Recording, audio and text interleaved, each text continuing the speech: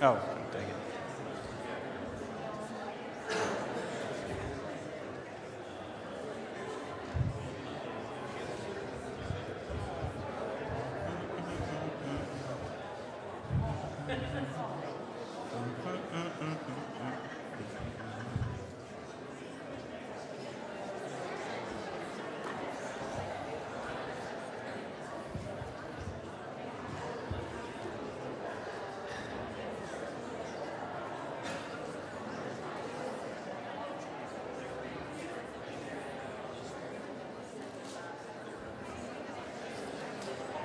All right, glad you're here this morning. And so for those who've been waiting for a change of pace, you'll have to wait one more week. So Lance Wendus will teach next week, I think Psalm 51.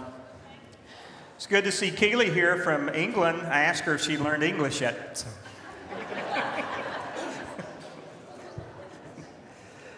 Yeah. Always one, right? Sort always one. Today is Psalm 63, so I would start by reading the psalm. We're going to learn two new songs, one at the beginning and then one at the end. So Chris is going to teach us one at the beginning, and then Brett's going to teach us another one, and then we're going to sing two that we know in the middle. So 63rd Psalm. O God, you are my God. Earnestly I seek you.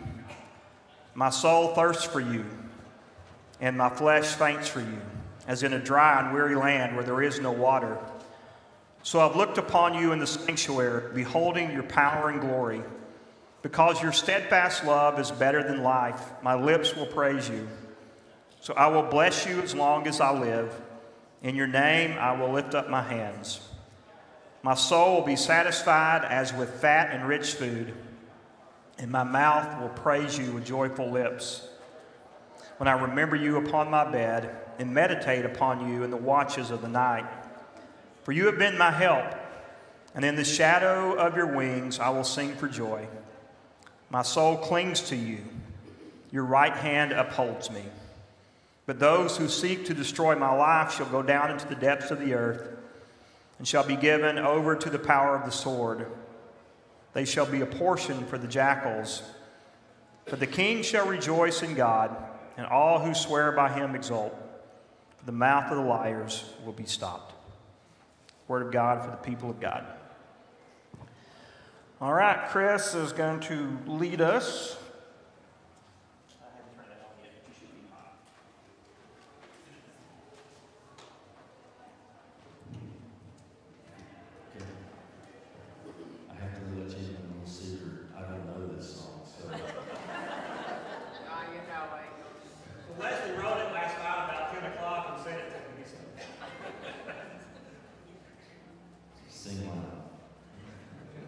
Oh God, you are my God.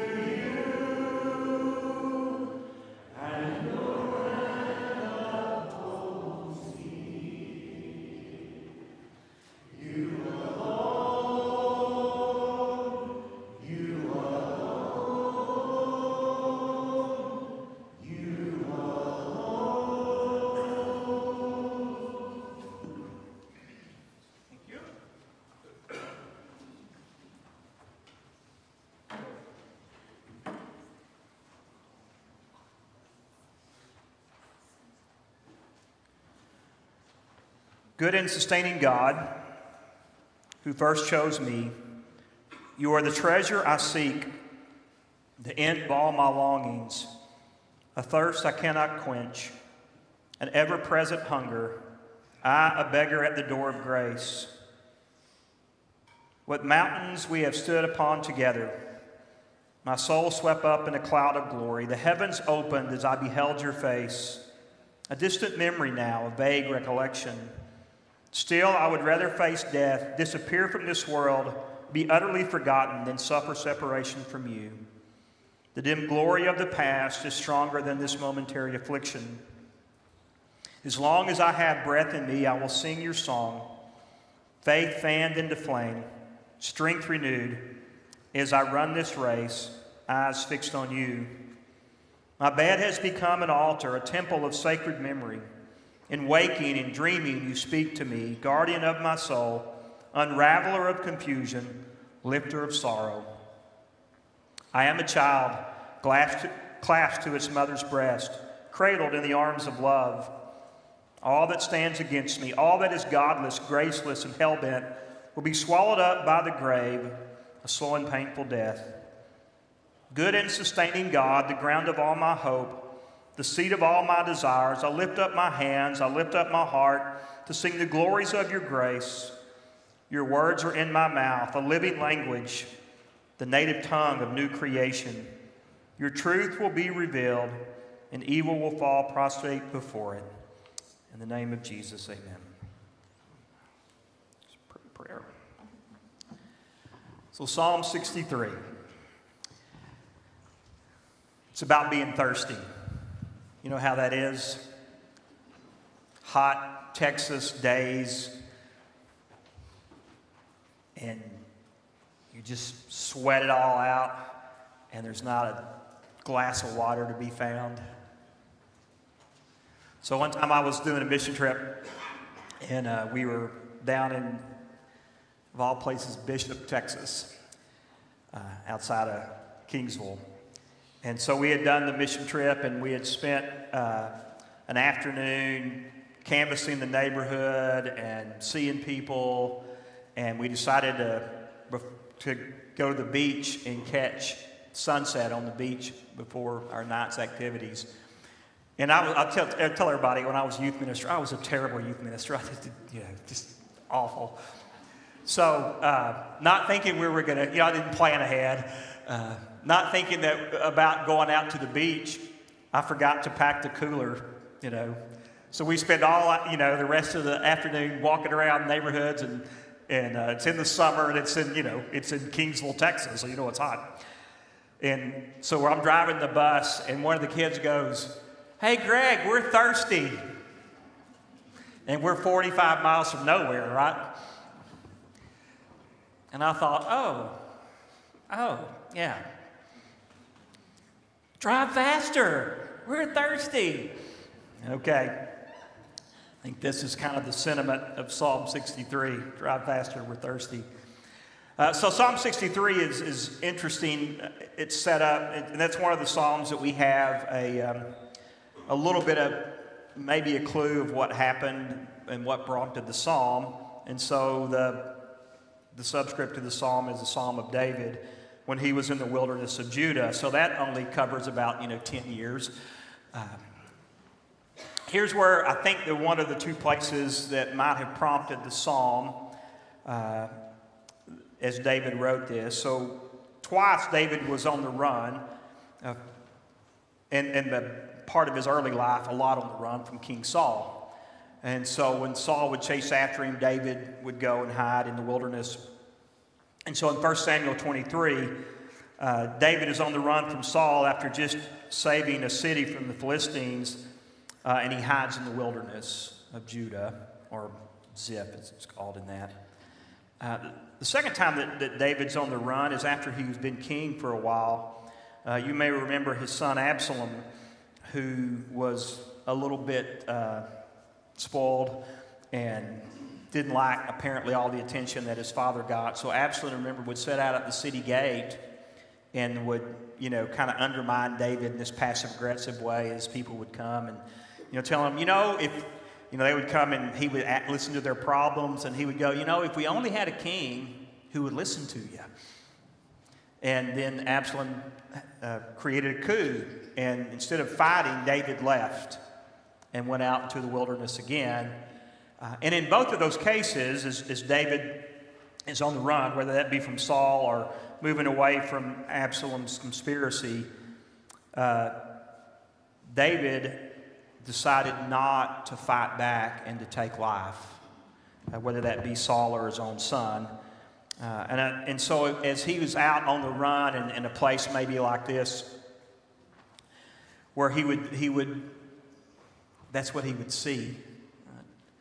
That's in the Negev Desert, which is south of Jerusalem, that he would think about that land and about where his soul was and where God was and how God could help. And so in that, he had this overwhelming desire for God.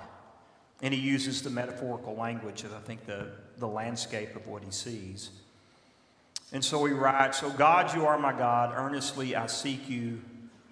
My soul thirsts for you. My flesh faints for you, as in a dry and weary land where there is no water. So I've looked upon you in the sanctuary, beholding your glory and power." And so this idea that David has this overarching thirst of desire, and maybe that's, I think when we're in time of stress like he was then, we tend to have that more than when things are going good. If you're like me, I'm always in stress, so probably always need this. Right? As I tell people, I'm always in a hurry because I never finish anything, right? I'm always behind. But what David does, and I think what we can learn, at least in the onset of this psalm, is seeking God was the first things first for David. And that word in Hebrew, to seek, is related to a noun in Hebrew that we get the word dawn from, as the day breaks. And so even before the light of day, David diligently is on the lookout for God. And I think what he's looking for, even if he's looking in the desert like this, is for God to show up. Because God had been known to show up in the desert, right? Or in deserted places. And in strange and powerful ways, in different types of theophanies, God would show up. And I could just picture David sitting on, one of those bluffs and thinking about as the sun comes up and waiting to see God. And if you've ever done that, so if you've ever been part of what I call the High Sierra Sunrise Club, right, where you just wait, there's nothing more breathtaking to me than a sunrise, especially maybe over a mountain. And so I was, when I used to teach at Blue Haven, when I was younger and had a whole lot more energy, and I would take a group of kids up. There's a place in Blue Haven called Johnson's Mesa where you look out over this mountain we call Hermit Peak, and we would get there about 4 a.m. and just sit in silence. And the deal was nobody said a word until the sun came up. And the whole idea was to build the anticipation and to see God's glory as the sun came up over Hermit Peak. And I couldn't describe it, right? If you haven't been there, I could show you a picture of it, but it might not. And I think that's what David had, just in the morning and early in the first part of the day, looking for God to show up. And I would say, at least in this psalm, he's not disappointed. God shows up. And so the experience and this desire for God, I think, is a physical yearning. You ever wanted something so bad it just hurts? It hurts down in the gut. And in the ancient Near East and in Semitic languages, emotion doesn't come from the heart, it comes from the gut. Right? Literally from the womb is where it comes from. And that's why, when you get almost sick at your stomach for something because you want it so bad. That's a very ancient Semitic way of thinking. And so I think there's a physical yearning and an emotional yearning and a spiritual yearning. And he just sits and he's surrounded by dryness, and his life is dry because his his future father-in-law and his best friend's dad wants to kill him if it's Saul, or his own son has turned against him and rebelled against him when he thought he'd probably been a good dad, right, to Absalom, and he needed something. And he waits. And so, literally, what he waits on is he says, my soul thirsts for you. That word nephesh in Hebrew means his very breath. And so I want you to, so I do these exercises sometimes, spiritual disciplines. One of them is breath prayers, and where you breathe God in, literally. You breathe God in. And so an example of a breath prayer might be if you're in need of peace, maybe your life is chaotic, is you would just breathe in, God of peace, and then breathe out, grant me peace, or serenity, or the word might be. And sometimes you need strength, and sometimes you need power, sometimes you need comfort, and sometimes you just need assurance. And I think David would say, even the very breath that I'm taking,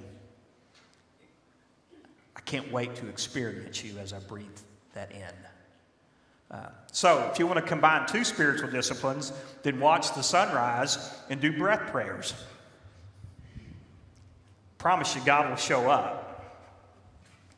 God's there whether you recognize it or not.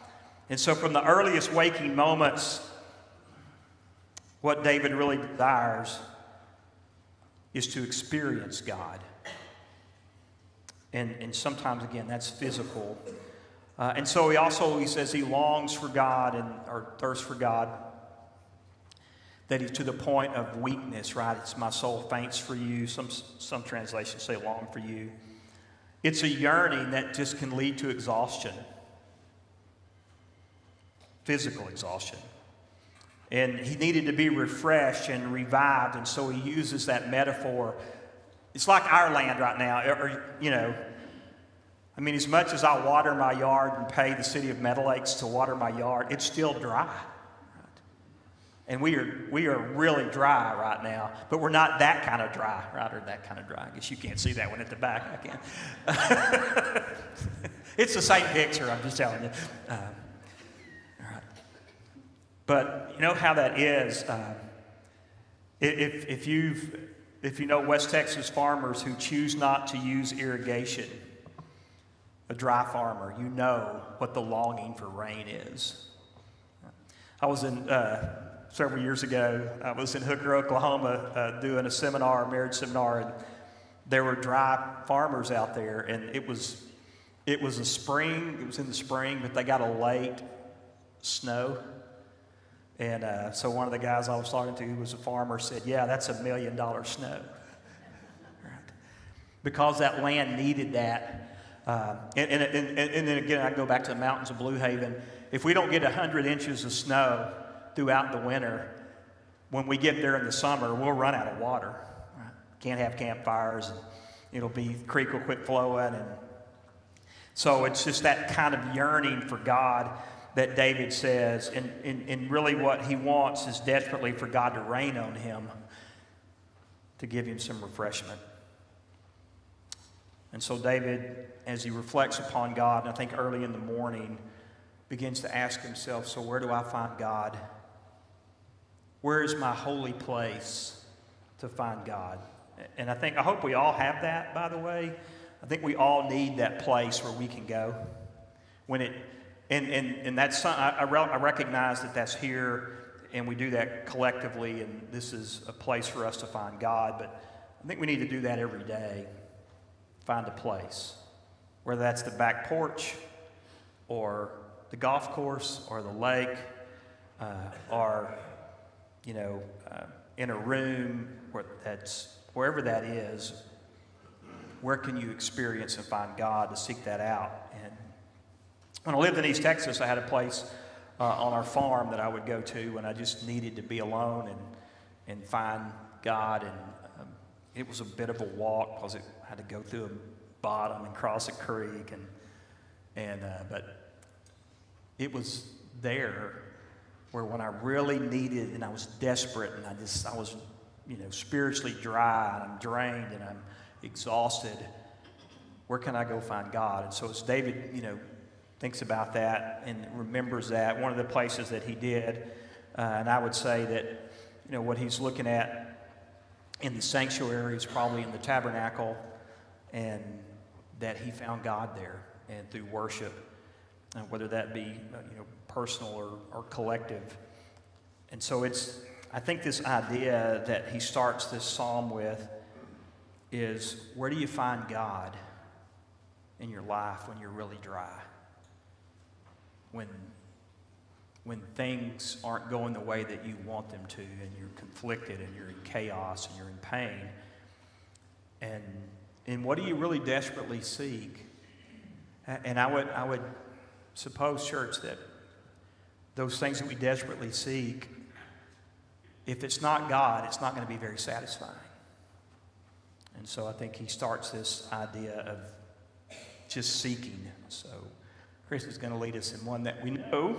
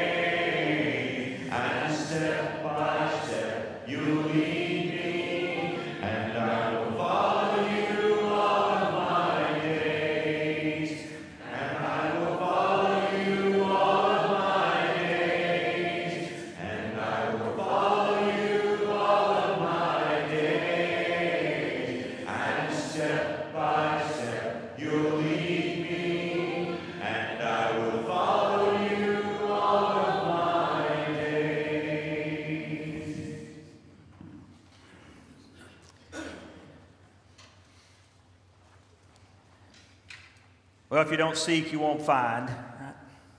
Sometimes God will find you, but Jesus said, ask and it will be given you, seek and you will find, knock and the door will be open. So David seeks. Again and again, verse 2.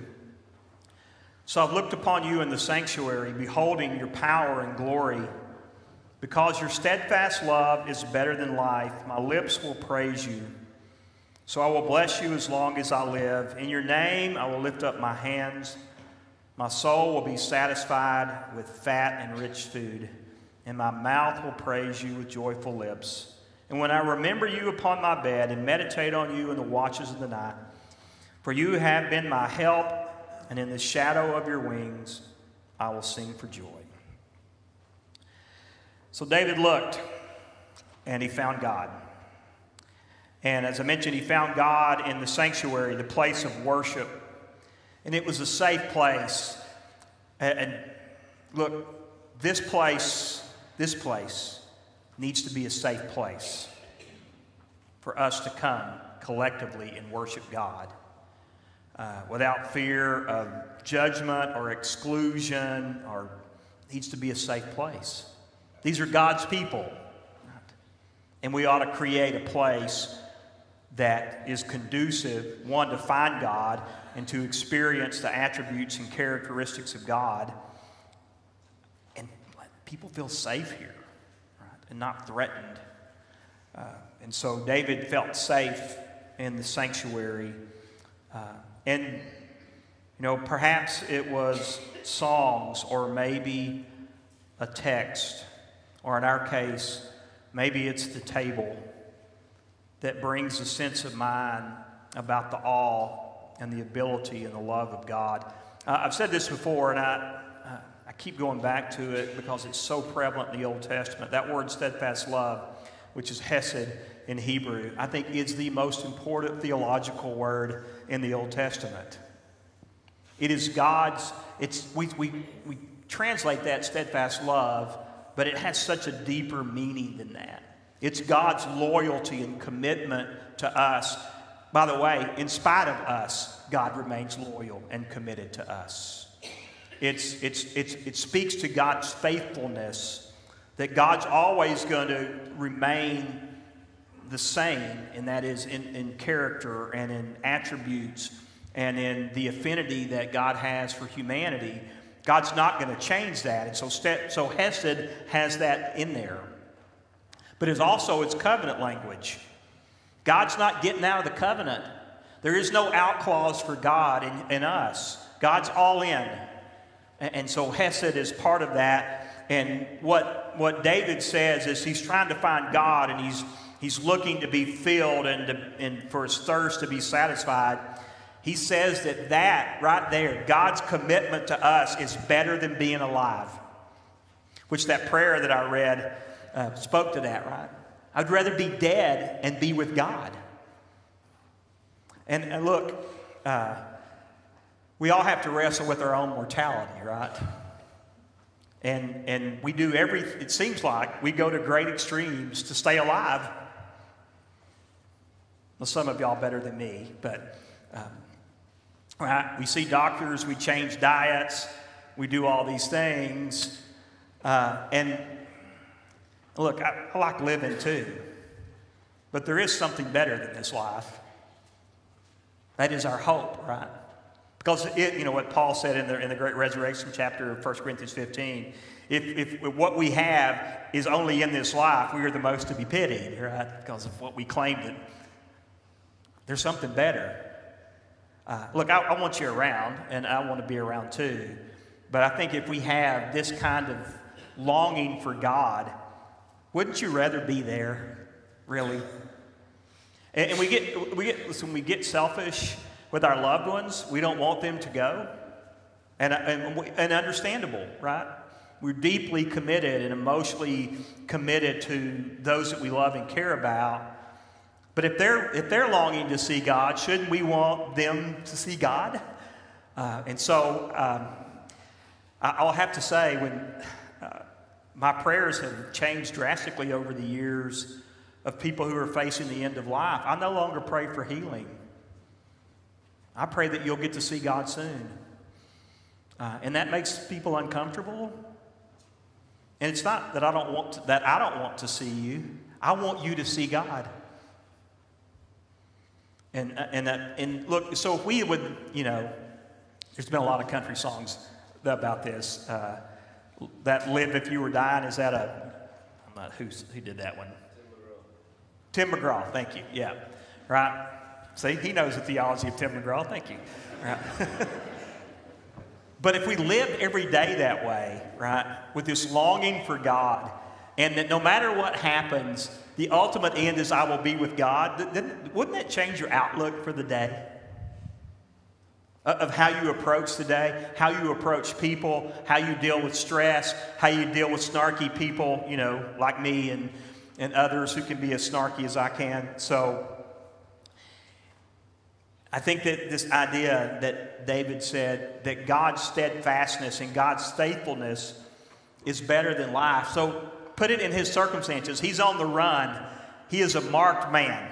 Saul wants him dead if it's Saul, or Absalom wants him gone so he can be the king if it's Absalom. He is marked for death. And what he says is God's faithfulness is better to me than being the king. It's better than being alive, which is why I think he could do what he did with Saul and Absalom and spare their lives when he had a chance to take them out. And so David finds God and God's faithfulness, so in worship and in faithfulness. And then in verse 4, this idea of, lifting up our hands and praising and blessing as long as he lives. that, the concept of lifting hands has its roots in purity, but it's also about surrendering. So when Paul wrote in Timothy that in 1 Timothy 2 that I command all men everywhere to pray lifting holy hands, and that is it's a figure of speech known as a metonymy, but the idea is twofold. Listen, God, I'm naked and open before you, and I surrender to you. And so that idea is that it's there, and I think David finds God in being willing to surrender himself, which, again, for most of us is hard. You know why? Because we like to be in control, right, Don? We like to steer our own ship. I am the captain of my own ship, right? Nah, really not. God sets the course. And David's willing to surrender that to God. And it's also, I think, when he says that, when you do this, right, whether that's metaphorically or physically, and I think if you're like me, I'm more of a kinetic learner and kinetic teacher. The physicality helps it stick in my head. But when I do this, not only am I saying, I'm naked before you, and I surrender to you, I'm also in a posture to receive. This is not a posture to receive, right? This is a posture to receive. And so, if I'm doing this, I don't want you to hug me. Right? Don't touch me. I don't want your blessing today. But if I'm this, what's that say? You're welcome. I need you. How many hugs you get today, Jeannie, by the way? Have you got your 7? How many hugs have you received today? Did you get your 7? Oh, well, come here. All right, there's number 6. Okay. She needs one more. Okay, just want to make sure. Sorry, where was I? Oh, yeah, experiencing God like that. Right. And then in verse 5, David says, you know what? I find God in the abundance of life. So here's the opposite. I'd rather be dead, but since I'm alive, you know what? So here's the literal, I love this. The literal translation of verse 5 is, I am more satisfied with fatty fat. That means David liked a good cheeseburger that dripped down your chin when you ate it, right? That's how I read that. If he wasn't Jewish, I'd say it was bacon, but since he's Jewish. Fatty fat. And you know what? Fat in the Old Testament writing is not about bulk, it's about richness. If something is fat, it's good, right? It's the abundance. It's not you're picking at grain like a bird to stay alive. You are feasting, right, with the good stuff. So it's, you like, if anybody like prime rib? I love prime rib. Prime rib is not prime rib if it's not surrounded in fat, right? That's what makes it prime. You don't think about that, right? You ever go, why is that fat on that meat? Because that's what makes it taste good. It gives it its richness. And so what David says is, I find God as I look around and I reflect upon the abundance that I have in God. Then, you know what?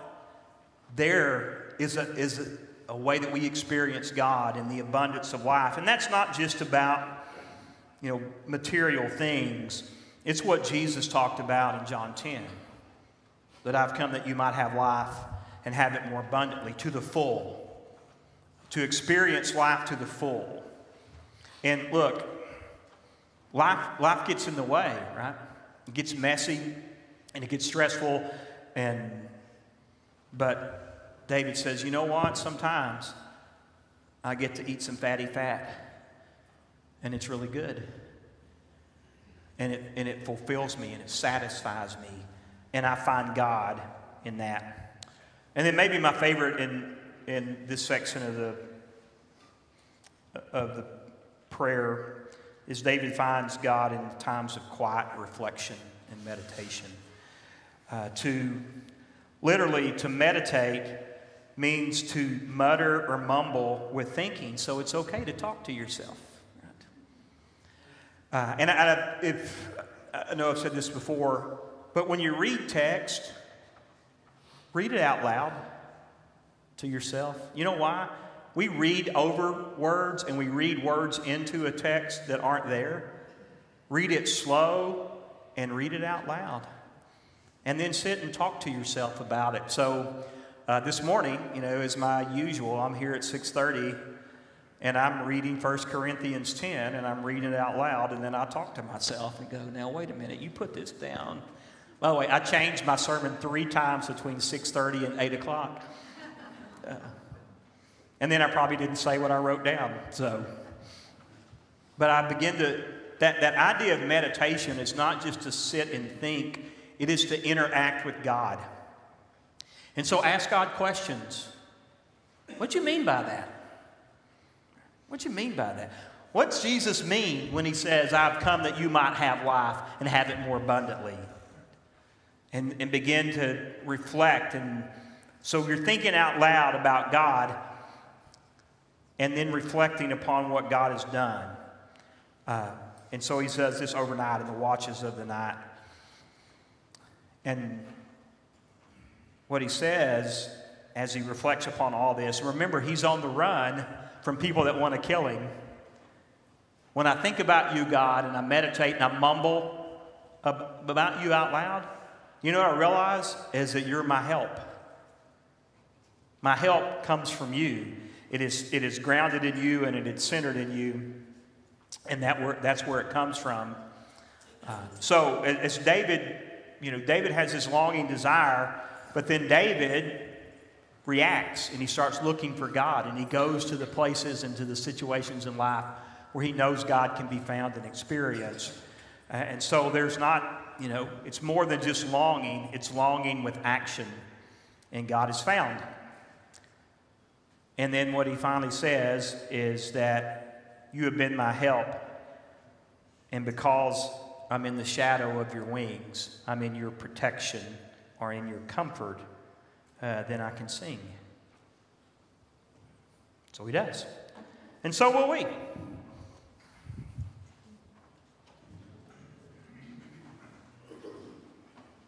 Hide me away,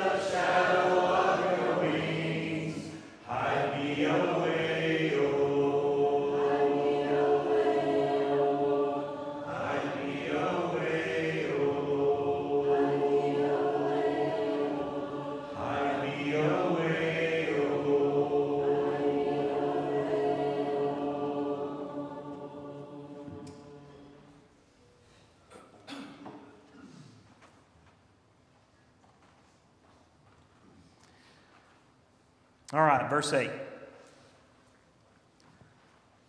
My soul clings to you, and your right hand upholds me. And to me, this speaks of David's dedication. So he desired, and he experienced, and now dedication. David wanted to be attached to God with super glue. My soul, again, my very breath, my essence clings to you, grabs hold of you, and doesn't want to let go. And the right hand, which literally means the south hand, wow, that is, but it was the symbol of power, right? The right hand is the symbol of power, but also to be at the right hand of God is the place of honor. You're honored by God. And that's where David wanted to be, near the source of God's power. So all that he did in his life was about that. And when he got off track, which we know he gets off track sometime, especially after he becomes king, he gets off track. He counts when he shouldn't count, and he stays at home when he should be at war, and he takes another man's wife when he should have been satisfied with his own. But I think it's this overarching dedication to God, which I really probably think this is probably the Saul on the run, not the Absalom on the run, because he learns that that's where he finds satisfaction, and that's where he finds peace, and that's where he finds salvation, is in this relationship that he has with God, and to be fully dedicated to him. And even being fully dedicated doesn't mean you're perfect, right? It means things happen. And sometimes you have to reboot and rethink and re-engage. And, I think part of being close to God is what David does, and that is prayer. Which these psalms, as much as they're songs, they're also prayers. And so David is dedicated through that. And he dedicates his life to prayer. And prayer leads to praise. And maybe praise sometimes then leads to prayer. So, listen, dedication is tough, isn't it? We have to trust that God's going to do what God's going to do. And we have to trust that God's going to be who God's going to be. Whether we agree with it or not, or whether we get it or not, I don't always get God, right? I don't know what God's up to. I read this text and I go, yeah, I don't know what that means. Okay, I'll just try to, do the best I can with it. Or I see things going on in the world and I go, where's God? And how's God going to interact here? And where am I? And how's God shaping me and molding me? But it's that commitment that David expresses, that his soul, his very breath, wants to hold on, no matter what. I think we're going to have peaks and valleys, aren't we? And I think we need to hold on tight in both places, because when we're in the peaks, we trust ourselves, right? And when we're in the valleys, we don't know who to trust. And in both of those situations, what David says is grab onto God and don't let go. And here's the reality. God's got a hold of us. Right? But it's Peter's reaction when Jesus walks on water and invites Peter to come into the sea and walk, and Peter begins to sink. But you know what he says? Lord, save me. And what happens? The hand goes up and Jesus grabs it. And so when David's on the run, hey, I need a hand. I need somebody to hold my hand. Beatles probably could do a good song about that. And you'll get that, Beatles fans. But you know what? David says, in spite of the fact that there's people out here who seek to destroy my life, and God's going to take care of me as he deals with that. And so David was more than willing to let God take care of him. And when I think about this psalm, what David needed was a safe place. And so it was through intensity that David looked for God.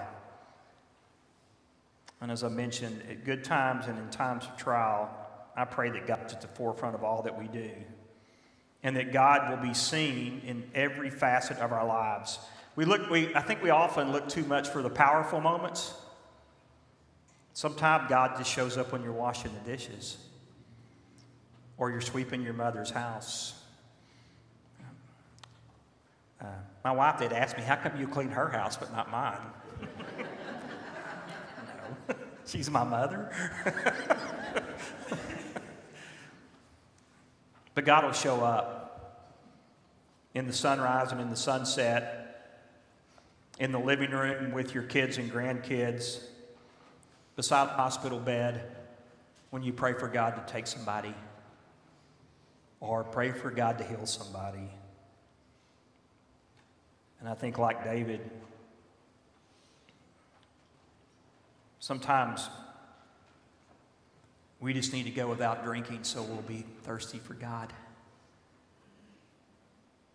And sometimes it's the dryness of our soul that leads us to long for God. And I think we have it, those moments too. But what David did when David realized that God was present and that God was a help and that God had him under his wings, he couldn't help but praise and to give thanks for the presence of God. Your steadfast love is better than life. All right, Brett, come learn us something. Hey, Mark, at the bottom, if you'll, we have an audio of this, and let me go to the next one. There we go. If we can play the audio while Brett's learning us.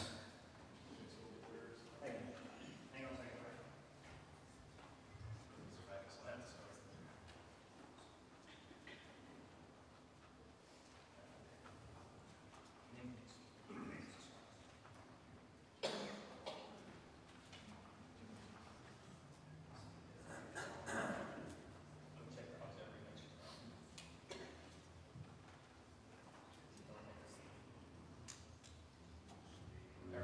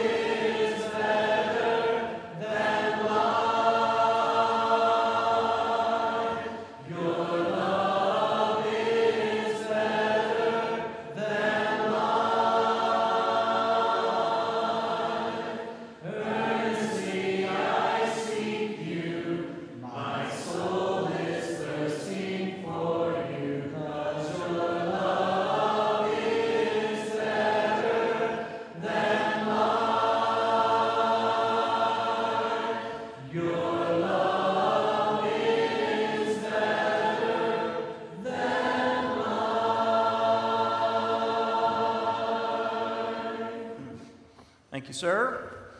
All right, there's Psalm 63. Next week, Lance will do Psalm 51. And if worship leaders, if I could just grab you before you leave today, because I need to talk about some songs for next week. All right, go in peace. Glad you're here today.